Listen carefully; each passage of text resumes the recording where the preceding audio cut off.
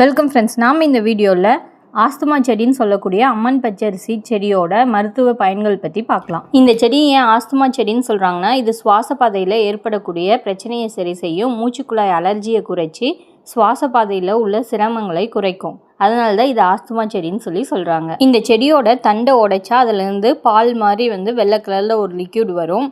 அது மருக்கள் மீது தடவிட்டு வந்தால் மருக்கள் சீக்கிரம் கொட்டிடும்.